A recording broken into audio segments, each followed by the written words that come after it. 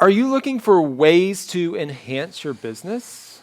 Maybe, maybe not. But even if you're not, I think this article is interesting to learn about. We're talking about adoption rate. It's kind of a marketing article of sorts. We have Simon here with us. Hi, Simon. Hi, Brandon. Simon, you know a lot about business, I think. I try. All right. Well, Yeah. we're glad to have your insights here today. Our first topic here is this idea of trying out a new product. What makes you want to try out a new product? I think there's probably a couple of things. I guess in the past, more it would have been seeing other people use the product. So what we might call word of mouth, being influenced by my community. But one of the things I've noticed the last few years is that those ads you see on your website, as you know, Google is following you around the internet, are becoming more and more targeted at me. Yeah.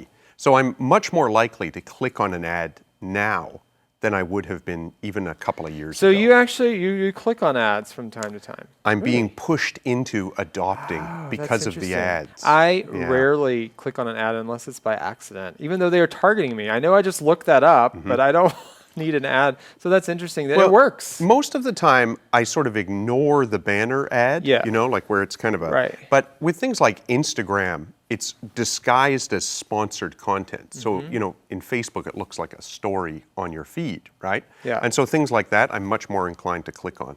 All right. Well, good to know. I'm sure advertisers are listening and taking note. They probably already know that.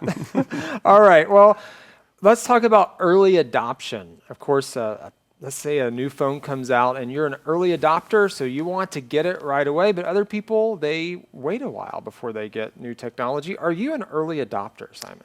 It depends. Okay. You know, I've heard this terminology before, but I don't think I am a clear case of either. And my main reason for that is I'm inclined to be an early adopter when things aren't too expensive. Yeah. But with bigger items, more expensive items, I tend to be more worried about the risks of jumping into something that doesn't work well or doesn't work the way I want it to. Yeah. So I've had some bad experiences with things like buying the first version of a new device and then it not working well and not being a good experience. And that's made me wary of that sort of thing. So you want to wait until they kind of work all the bugs out before you... Well, I guess if it's a more expensive item, it's riskier to be an early adopter. Sure. So I'm more inclined to wait. But if it's something very simple, inexpensive, I'll give it a try. All right. Sounds good to me. Well, in your own experience, Simon, what makes a presentation successful? We also talk about this in our article. What are some things also that you've learned not to do during a presentation? I know with things like PowerPoint presentations in particular, people often spend a lot of time reading their presentation, and that is almost always a mistake. Because it's just terrible to listen to. The other thing that people often do with PowerPoint presentations is they make sort of the words too small for you to read. That's or true. Clutter it with a lot of words. Simple is better, right? My feeling is just most presentations, honestly, you should be able to speed it up to do the entire main idea in about 10 minutes. You should probably have no more than 10 main slides, and everything should have really big writing on it. And you should be familiar enough with the topic to be able to just talk about it, almost like you're discussing it with the audience rather than doing a speech.